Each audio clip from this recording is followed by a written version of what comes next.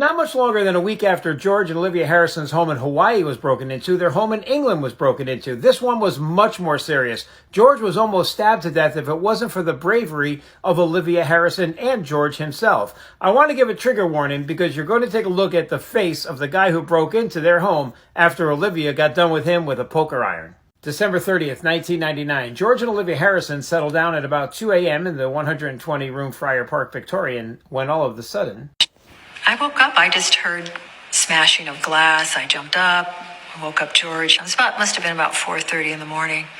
While George went to investigate the noises, Olivia called the police. At the top of the stairs, George was confronted by Michael Abram, a crazed fan wearing a hoodie similar to this. He ran up the stairs with a knife. George tried to disarm him and started to chant Hare Krishna just to throw the man off, but it didn't work. He began to stab George multiple times in the chest. Olivia did what she had to do. I don't know, something just took over. And that something that took over was Olivia hearing her dad's voice in her head. He was a big baseball fan, and he would always tell her, "Don't swing like a girl, swing hard." And she had a small brass poker in her hand, and she took it to the intruder's face. But it didn't knock him out. He then chased her, caught her, and started choking her when George got up, bleeding profusely, and tackled him into some cushions. And then Olivia whacked the intruder in the head with a brass lamp, and it was lights out for Abram. And poor George, he said, God, just when he got off of me, I was thinking, good. Then I had to get up and fight him again. And he'd already been stabbed. And just to give you an idea of how George doesn't miss a beat with his sense of humor. When they picked him up and they put him on this stretcher and they're carrying him downstairs, and there were two people who had just started work that weekend. And he's being carried out, stabbed. They'd stabbed him. He looks up and he says, "So what do you think of the job so far?"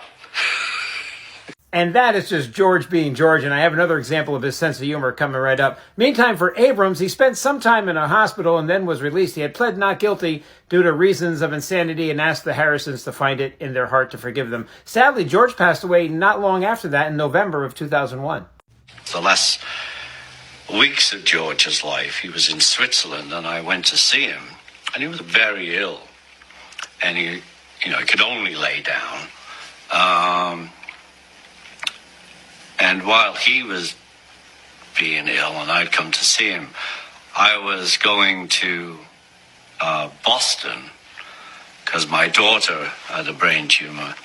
And I said, well, I've got to go. I've got to go to Boston. And he goes, it's the last words I heard him say, actually. And he said, do you want me to come with you?